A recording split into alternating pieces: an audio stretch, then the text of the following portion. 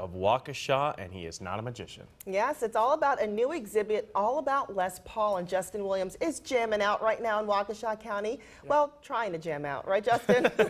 Yeah, I'm trying to stay out of the way and not break anything because there's a lot of very cool stuff in here, to be honest with you. So my jamming is limited today. I do want to make a correction. Maybe you guys took care of that, and I appreciate it if you did. This is a permanent exhibit.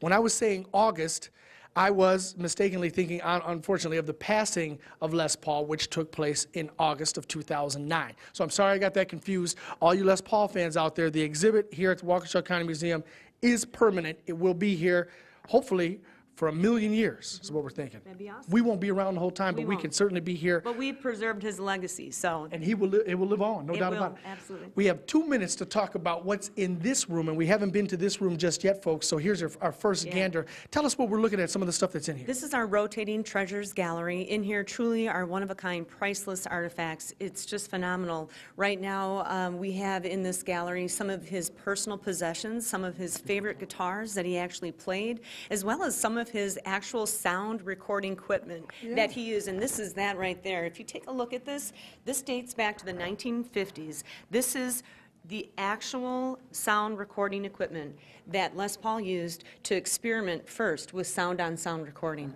And Les Paul saved everything, so for a museum, it's fantastic.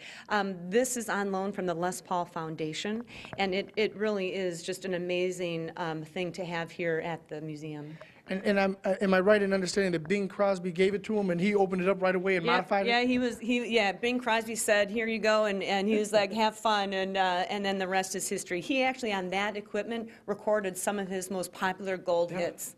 Get down. Yeah. We have about 1 minute left. Can you show what do we have here? This is awesome. Right here we have a 1972 Les Paul Custom. He had 2 of these guitars that were identical. He kept one on the East Coast, one on the West Coast, so that he didn't have to travel with them. And this particular one was the one from the East Coast. Okay, and this case right here, if you don't mind, I just think this is so neat when you get into talking about Les Paul. It's his jacket, it's his cover, but there are a couple little artifacts down there that maybe might confuse a few people as you explain them there. Well, you know, when we got this jacket, we looked in the pockets, and we happened to find Kleenex. Yes. Because Les Paul was notorious for having a runny nose when he was on stage, and so we felt that was a treasure that had to just be shown, right? And then, of course, the Sharpies for signing all of his fans' guitars and things like that. No doubt about it. And you know what? We're going to have to come. Can I cut you off right there? Yeah. Because they're telling me to wrap it up real quickly because they say that we need to save a little bit more. Not that we don't have plenty to get to,